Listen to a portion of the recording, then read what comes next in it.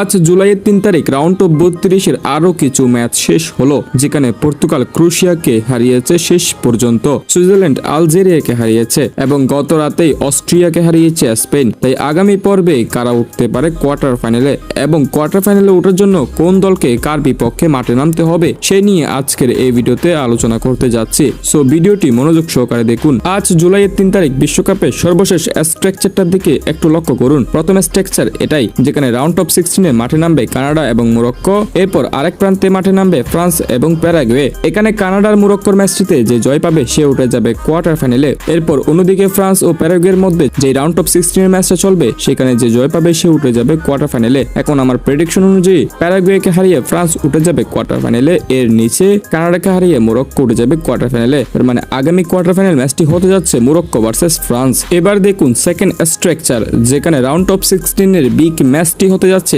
Spain versus Portugal. এখানে যে দলটি জিততে পারবে সে উঠে যাবে কোয়ার্টার ফাইনালে। এরপর তাদের অন্য প্রান্তে মাঠে নামছে ইউএসএ এবং বেলজিয়াম। এই ম্যাচটাও রাউন্ড অফ 16 এর ম্যাচ, এখানেও যে দল জিততে পারবে তারাও উঠবে কোয়ার্টার ফাইনালে। এখন আমার প্রেডিকশন অনুযায়ী ইউএসএ কে বেলজিয়াম হারিয়ে কোয়ার্টার ফাইনালে উঠবে, কিন্তু স্পেন আর পর্তুগালের ম্যাচটি কে জিতবে সেটা নিশ্চিত করে বলা যাচ্ছে না। অর্থাৎ বেলজিয়াম উঠবে এটা নিশ্চিত করে বলা যাচ্ছে কিছুটা, বাট বেলজিয়ামের প্রতিপক্ষ হতে পারে স্পেন অথবা পর্তুগাল কোয়ার্টার ফাইনালে। এবার দেখি তৃতীয় স্ট্রাকচারটা, রাউন্ড অফ 16 প্রথমে মাঠে নামবে ব্রাজিল এবং নরওয়ে। যে দল এখান থেকে জিততে পারবে সে উঠে যাবে কোয়ার্টার ফাইনালে। এরপর তাদের অন্য প্রান্তে মাঠে নামবে ইংল্যান্ড এবং মেক্সিকো। এখানেও যে দলটি জিততে পারবে তারা উঠবে কোয়ার্টার ফাইনালে। এখন আমার প্রেডিকশন অনুযায়ী মেক্সিকোকে ইংল্যান্ড হারিয়ে দিতে পারবে, অর্থাৎ ইংল্যান্ড উঠে যাবে কোয়ার্টার ফাইনালে। অন্যদিকে নরওয়েকে ব্রাজিল হারাতে পারলে ব্রাজিলও উঠে যাবে কোয়ার্টার ফাইনালে। মানে আমার প্রেডিকশন অনুযায়ী ব্রাজিল হয়তো এই ম্যাচটি জিততে পারবে, তার মানে কোয়ার্টার ফাইনালের ম্যাচটি হবে ব্রাজিল ভার্সেস ইংল্যান্ড। সো আপাতত এই তিনটে স্ট্রাকচার কমপ্লিট হয়েছে।